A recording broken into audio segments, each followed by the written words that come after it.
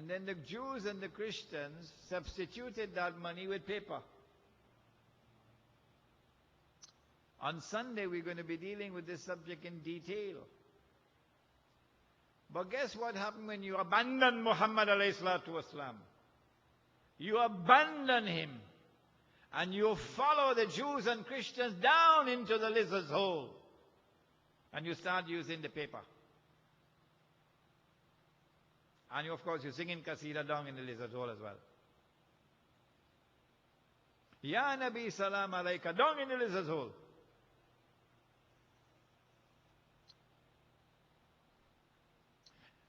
When you work for a whole month and you get your salary with a gold coin,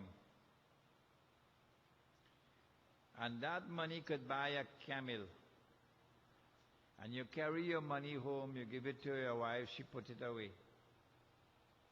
5 years, 10 years, 15 years, 20 years later, you take it out. Demand and supply remaining constant, you could still buy the camel. Yeah. Because the value of the money is in the money, intrinsic. But guess what happens when you abandon Muhammad alayhi salatu wasalam? You abandon Muhammad alayhi salatu wasalam, and you're using the paper money. You get your salary. Instead of giving you a gold coin, they give you paper now. It could buy a camel, So you carry the money home, you give it to your dulahin. Then she put it away. 5 years later, you take it out. Can't buy a camel anymore, could only buy a donkey now. You're laughing? It's not a laughing matter. No? You lose the whole month of your sweat. And only 2 weeks left now, 2 weeks gone. You have suffered loss. Did you ever realize that your loss was someone else's gain? Has it ever entered into your consciousness that your loss was someone else's gain? That as the value of the money fell, there's a massive transfer of wealth from the masses to a blood-sucking predatory elite. Yeah, that is riba as well. And then when you take out the money, another 5 years later, can't buy a donkey anymore, could only buy a goat. And if you wait long enough, you could only buy doubles. Huh? That way Indonesia reached today. Could only buy doubles. That way Turkey reached today. Could only buy doubles. This is our pathetic state. We have abandoned the Prophet ﷺ, abandoned his sunnah on these very crucial, vital issues of shirk and riba. What can we do? How can we stay out of shirk? How can we stay out of riba? I don't know about you, but I know about myself that I do not recognize the sovereignty of the state of Trinidad and Tobago. You can put me in jail for that. Go ahead, I do it. And me going and voting no elections for no PNM or no UNC. That's how I will do it. And I'm not pledging allegiance to the constitution of this state. No. I will never do that.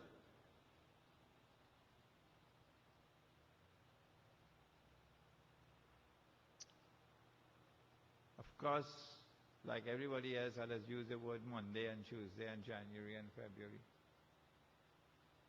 So I have to pray to Allah and ask Him for forgiveness for that shirk. Because sometimes I just also say Friday, which is shirk.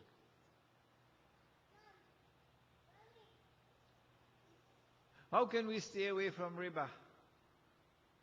How can we bring back sunnah money? You can't do it in the market today. You're going to have to build a Muslim village. And in the Muslim village, you will have the Muslim market. And in the Muslim market, yes, you can try to bring back sunnah money. And when I stand up in this country to offer the project of a Muslim village, I am viciously attacked, maliciously attacked, monstrously attacked by the president of the Asja. Awesomely misguided man, awesomely misguided Jamaat. But he who laughs last, laughs best. If this is our pathetic state on the front of shirk and of riba, what about the rest of the sunnah of the Prophet ﷺ? We're talking about Muhammad ﷺ and the world today.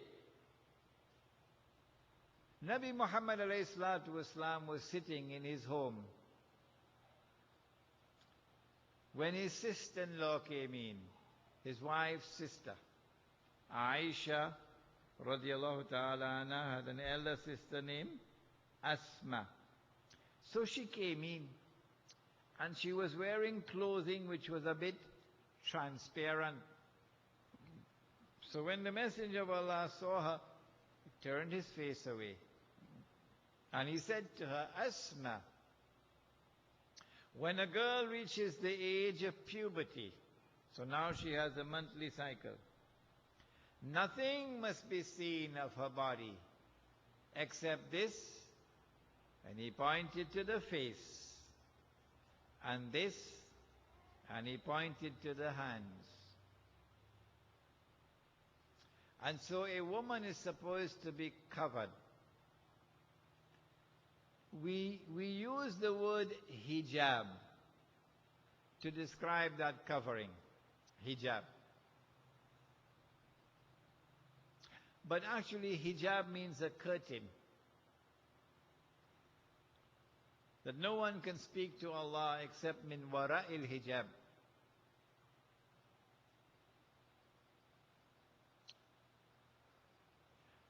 When our mothers were alive and our grandmothers were alive, we never saw a Muslim woman on the street bareheaded. Eh? You ever saw your mother bareheaded? Or your grandma? Nani Ammi? No. They used to wear something called orni, but at least they were covered. Already? Why are our Muslim women today? Illa masha'Allah. The woman in hijab is the exception. The majority of our Muslim women today have abandoned hijab and have followed the Jews and Christians down into the lizard hole. She gone to work in the bank and she's dressed like all the others in the bank. You wouldn't know she's a Muslim woman.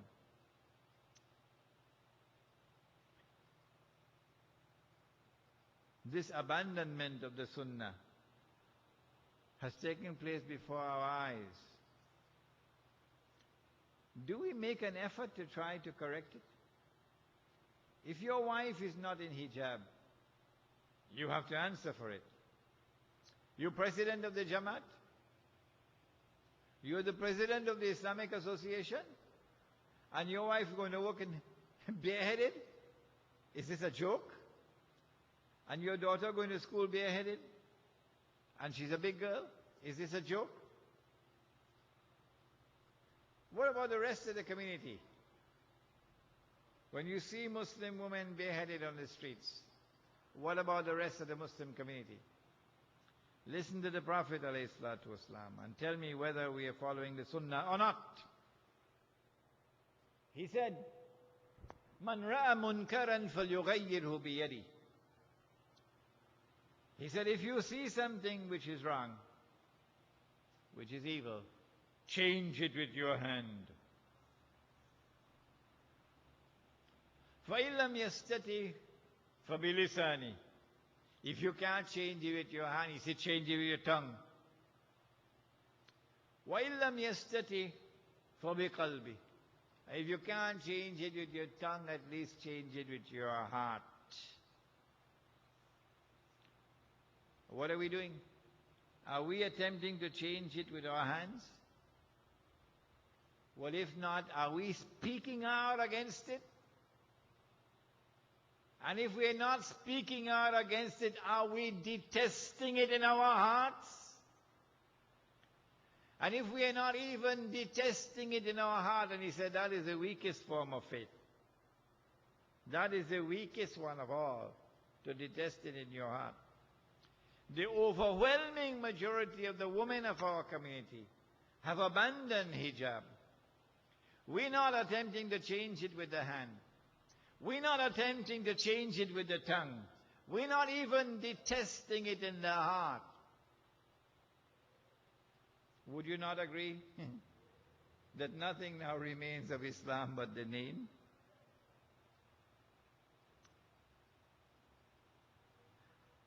Allah has permitted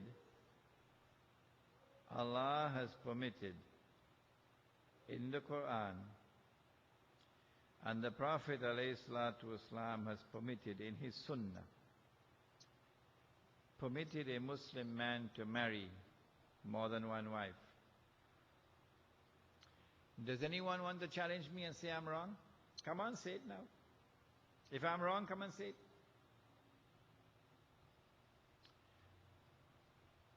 He says in the Quran, وَإِنْ خِفْتُمْ أَلَّا تَعْدِلُوا فَوَاحِدَةً. If you fear that you will not be able to deal justly with your wives, then marry only one. But if you can deal with them justly, and if you have the means to maintain, then Allah has given you permission to marry up to 4. This is in the Quran. When I was a boy growing up, they taught me what is the definition of Islam in the CMYO. They said that the definition of Islam is submission to Allah. That is Islam. Submission to Allah. Well, submission to Allah means submission to the word of Allah, isn't it? Which means submission to the word of Allah in the Quran, isn't it? Yes. And when I went at the age of 21, 22 to Pakistan and became the student of Maulana Fadlur Rahman Ansari, I remember it was October 1964. And we sat down for the first class with the Maulana. I think we may have been about a dozen students from about 6 different countries. And Maulana is teaching us the first class delivered in Alimia Institute of Islamic Studies. What is the lesson that he taught us? That lesson is before my eyes today as plain as the rain. He said, and of course it shocked me. It took some time for me to accept it. He said, when you know that it is the word of Allah, then whether you understand it or you don't, whether you're comfortable with it or you are not, when you know it is the word of Allah, submit to it. Understanding could come afterwards. You could come comfortable with it afterwards. But once you know it is the word of Allah, submit to it. If you don't submit, you're not a Muslim. Today, 999 out of every 1,000 women says, no, I can't accept that. Not my husband. Me, I'm prepared to share my husband with no other woman. No, no, no. It might be in the Quran, but I the Quran. I do not accept it. That is a state of brainwashing. Of course, this lecture is going to make me unpopular, but my duty is to try to please my Lord, not please the people. Someone has to speak it out. And I'm doing it tonight.